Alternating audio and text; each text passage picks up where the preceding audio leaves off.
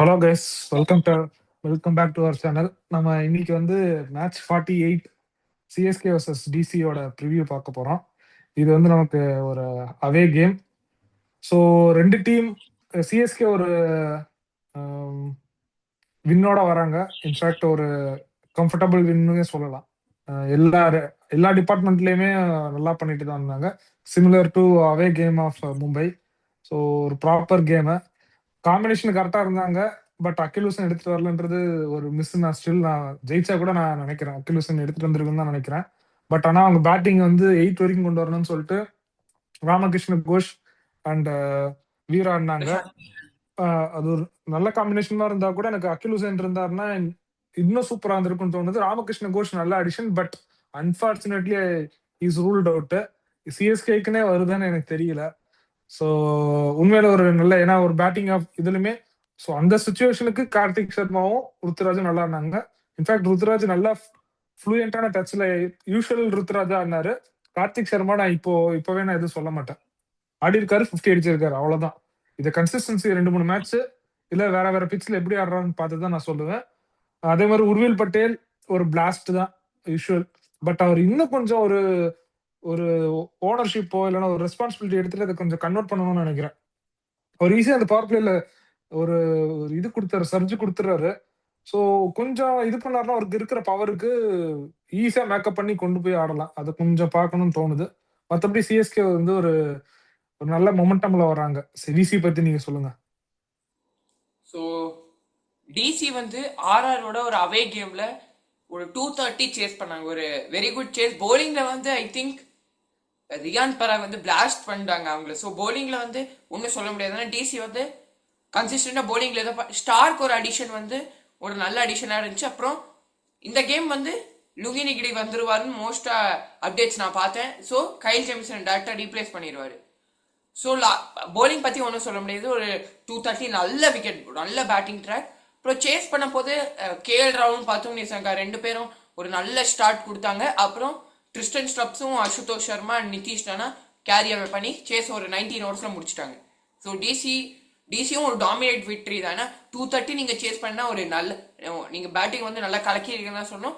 ரெண்டு டீமும் நல்ல ஹை கான்ஃபிடன்ஸ்ல வராங்க. ஸோ கண்டிஷன்ஸ் பார்த்தோம்னா டெல்லியில வந்து நைட் கேம் பார்த்தோம்னா 75 ஆல் அவுட் ஆயிருக்காங்க. அதுக்கப்புறம் ஒரு கேம் வந்து ஜிடி வந்து 210 அடிச்சு அந்த மில்லர் வந்து ஒரு பிரெயின் ஃபைட் மூவ்மெண்ட்னால ஜிடி ஜெயிச்சாங்க. ஸோ கண்டிப்பா ஹை ஸ்கோரிங்கா தான் இருக்கும். அன்னைக்கு டிசி வந்து ரொம்ப பேடா ஆனதுனால தான் 75 ஆல் அவுட் ஆடினாங்க. ஆர்சியும் அதை 6 ஓவர்ஸ்ல அடிச்சிட்டாங்க. நம்ம எப்போதும் ரெண்டு டீம் பார்த்துட்டு தான் விக்கெட் எப்படி இருக்குன்னு சொல்ல முடியும். ஜஸ்ட் இப்ப அந்த டிசி ஆனதை பார்த்து நம்ம சொல்ல முடியாது அப்படி. ஸோ கண்டிப்பா ஹை ஸ்கோரிங்கா இருக்கும். எந்த டீம் போலிங் நல்லா போடுதோ they will win.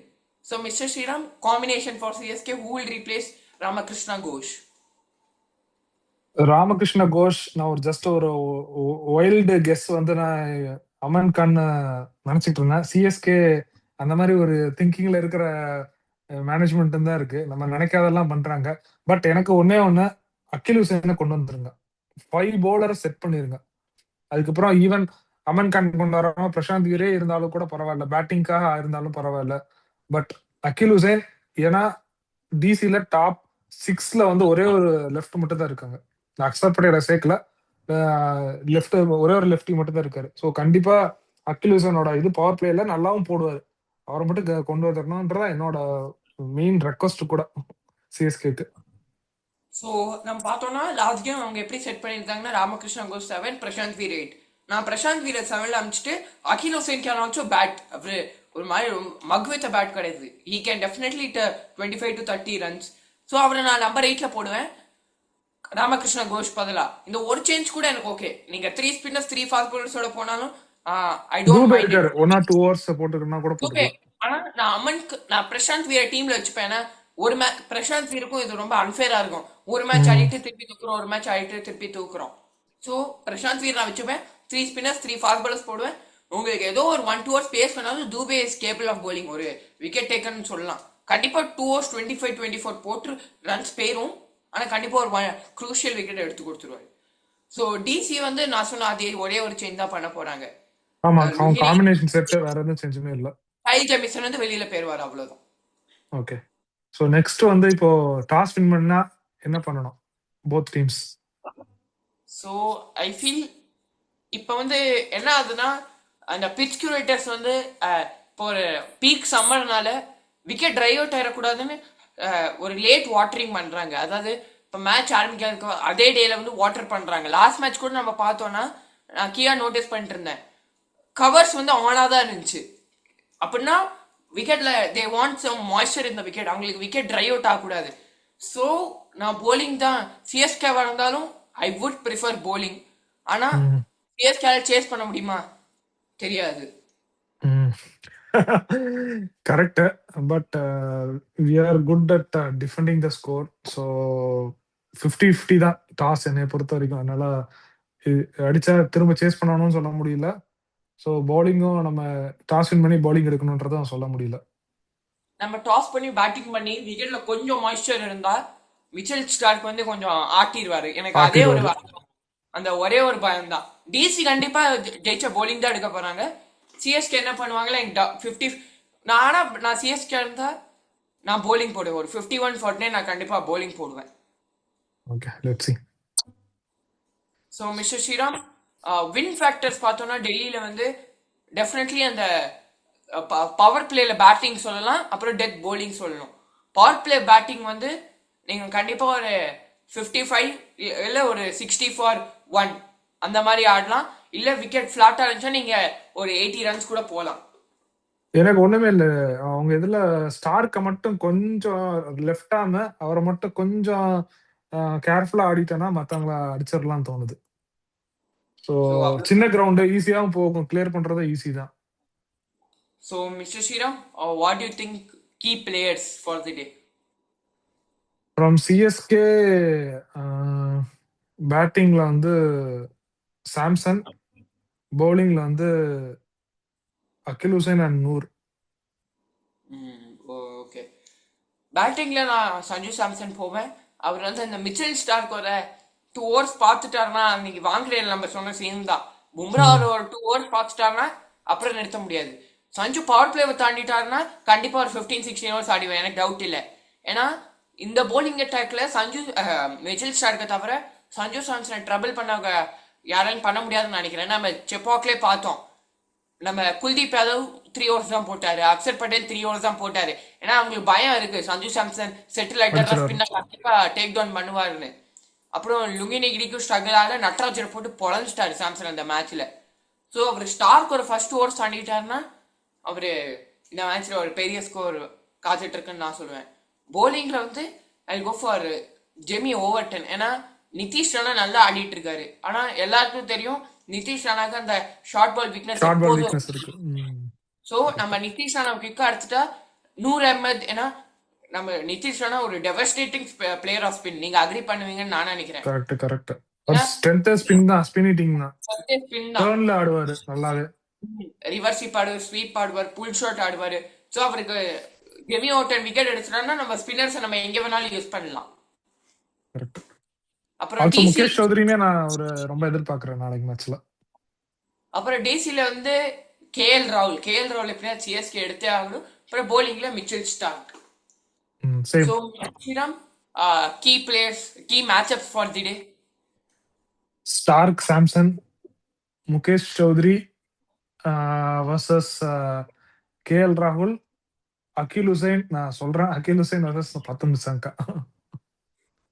So I agree to Samson versus Starc. அப்புறம் இன்னொரு மேட்சப் என்னன்னா Axar Patel, Kuldeep Yadav versus Kartik Sharma, Pravid and Dube. I feel இந்த கிரவுண்ட்ல அந்த CSK middle order might have some edge. அப்புறம் சிஎஸ்கே போலிங் அண்ட் டிசி பேட்டிங்ல பார்த்தோம்னா கண்டிப்பா ஐ கோ ஃபார் ஒரு வியர்டான மேட்சப்பா இருக்கலாம், Tristan Stubbs and Jamie Overton. Jamie Overton அந்த டைம்ல தான் போலிங் போடுவாரு. Tristan Stubbs is a crucial player. So Tristan Stubbs and Nitish Rana versus Jamie ஓவர்டனுக்கு நான் போவேன். Okay. So mister Sriram, prediction for this match. கொஞ்சம் கஷ்டம் தான், ரெண்டு டீமுமே ஒரு நல்ல மொமெண்டம்ல தான் வராங்க. ஒரு நல்ல வின் ரெண்டு டீமுக்குமே. Considering CSK's current form, I will give edge to CSK 51-49. So இந்த கேமுக்கு எனக்கு கொஞ்சம் டிசைட் பண்றது கஷ்டம். ஏன்னா ஏன்னா கஷ்டமா தான் இருக்கு. ரொம்ப கஷ்டமா தான் இருக்கு. இருந்தாலும் ஐ கோ வித் 51 பாயிண்ட். ஓகே, ஒரு 50.1 அண்ட் 49.9 ஃபார் சிஎஸ்கேக்கு நான் அந்த 2% கொடுப்பேன். ஜஸ்ட் பிகாஸ் சிஎஸ்கேவோட பவர் ஹிட்டர்ஸ்க்கு வந்து இந்த கிரவுண்ட் சூட் ஆகும். சாம்சன் கூட எப்போதும் டெல்லியில நல்லா ஆடி இருக்காரு பாஸ்ட்ல. இல்ல இன்னொரு விஷயம் எனக்கு வந்து இந்த வேரியேஷன் ஆஃப் ஃபாஸ்ட் பவுலர் எனக்கு ரொம்ப தோணுது. அங்க ஸ்டார்க்க தவிர வேற யாருமே அந்த ஓகே நிகிடி இருந்தாருன்னா இன்னும் கொஞ்சம் பிளஸ் தான். பட் ஜேமிசன் வந்து அவர் பவர் பிளேல தாண்டிட்டாருன்னா அவரே அடிச்சிடலாம். நட்ராஜன் அந்த பழைய நட்ராஜன் கிடையாது. பட் ஏன்னா இங்க ஓவர்டனும் சரி, அன்ஷுல் கம்போஜும் சரி, முகேஷ் வந்து நல்ல ஒரு ரெட் ஹாட் ஃபார்ம்ல இருக்காங்க. I mean whatever they can deliver அதை பண்ணிட்டு இருக்காங்க. ஸோ அதனாலதான் இந்த ஒரு ஸ்லைட் எட்ஜ் கொடுக்குறேன். So mister Sriram, final thoughts on this match. அகில் ஹுசைனை கொண்டு வந்துருங்க. வீர வச்சிருந்தாலும் சரி இல்லைனாலும் சரி, பட் அகில் ஹுசைன் மட்டும் கொண்டு வாங்க. கண்டிப்பா ஒரு இம்பாக்ட்ஃபுல்லா இருக்கும்னு நான் நினைக்கிறேன். ஸோ அதான் காம்பினேஷனை கரெக்டா பிடிச்சாங்கன்னா டிசி மேட்ச் நம்மளோட தான். ஏன்னா இதான் குரூஷியல் மேட்ச். இந்த மேட்ச் விட்டாச்சுன்னா அதுக்கப்புறம் அவ்வளவுதான் கஷ்டம். ஸோ இந்த மேட்ச் நல்ல ரொம்ப ஒரு நெயில் பைட்டிங் ஃபினிஷா இருக்கும். நான் நினைக்கிறேன் கண்டிப்பா ஒன் சைடா போகாது. அப்புறம் ரொம்ப ஹை ஒரு 240 250 போகாதுன்னு நினைக்கிறேன். ஒரு 215 to 220 டெல்லி இந்த தடவை பிச்சு மாறிடுச்சு. கேம்ல நம்ம மும்பையோட அவங்க வந்து 160 ஆச்சு, 75 ஆல் அவுட், 210 அடிக்கிறாங்க. இது வந்து ஒரு அப்படி இப்படி சேப்பாக் மாதிரி தான் இருக்க தவிர யூஸ்வலான பொட்டி அருண் ஜேட்லி மாதிரி இல்ல. 240 250 260 அடிக்கிற மாதிரிலாம் இல்ல. ஸோ பிச்சு அந்த எப்படி இருக்குன்றத பார்க்கணும். மேபி எந்த பிச்சில் விளையாட போறாங்கன்றதும் இருக்கு, அதையும் பார்க்கணும். ஸோ இப்போ நம்ம இப்போ இந்த டோர்னமெண்ட் எப்படி போயிட்டு இருக்குன்னு பார்த்தோம்னா, இந்த இந்த வீக்ல வந்து எல்லா டீமும் விழுறாங்க. டாப்ல இருக்கிற எல்லா டீமும், பிபிகேஸா இருக்கட்டும், ஆர்சிபியா இருக்கட்டும், ஆர்ஆர், சன்ரைசர்ஸ் எல்லாரும் விழுந்திருக்காங்க. கேகேஆர் நல்ல பவுன்ஸ் பேக் பண்றாங்க. ஏன்னா அவங்களுக்கு கான்ஃபிடன்ஸ் பூஸ்டர். அப்புறம் அடுத்த சீசனுக்கு ஹெல்ப் ஆகும். ஆனா நான் கேகேஆர் சொல்ல மாட்டேன். ஏன்னா அவங்களுக்கு ஒரு டிஸ்அட்வான்டேஜ்னா அவங்க இப்போ ஆட் நம்பர்ல இருக்காங்க. ஸோ ஒன்றும் பண்ண முடியாது அவங்களால, கஷ்டம். ஆனா பஞ்சாப்க்கு அந்த ஆட் நம்பர் யூஸ்ஃபுல்லா இருக்கும். ஏன்னா அவங்க ஒரு 15 போனாலே அவங்க குவாலிஃபைட் மாதிரி ஆகும் அவங்களுக்கு. 15 to 17 போனாலே இந்த டோர்னமெண்ட். அப்புறம் ஜிடி நல்ல ரைஸ் ஆயிருக்காங்க. இப்ப டோர்னமெண்ட் ரொம்ப ஐபிஎல் ஆமா, ஹோல்டரோட அரைவலுக்கு அப்புறம் அது வேற மாதிரி ஆயிடுச்சு. Holder arrival. ஆனா இருந்தாலும் ஜிடி வந்து நம்ம எல்லா மேட்சும் பாக்குறோம். ஆர்சிபியோட 7 விக்கெட்ஸ் விட்டு சேஸ் பண்ணாங்க 160. அதே 160 பிபிகேஸோட லார்ஜ் பால் த்ரில்லர். ஆனா வாஷிங்டன் சுந்தரோட ஃபார்ம் வேணா அவங்களுக்கு கொஞ்சம் யூஸ்ஃபுல்லா இருக்கலாம். ஏன்னா பேட்டிங்ல வந்து குரூஷியல் ரன்ஸ் அடிக்கிறாரு. GT winning because of their bowling தான், ஃபார் ஷூர், டவுட்டே கிடையாது. 150 தடவுறாங்க, 160 தடவுறாங்க, நம்ம கூடயும் தடவை தான் செய்யறாங்க. அதனால அவங்களோட ஸ்ட்ரென்த் வந்து bowling and Sai Sudharsan's form.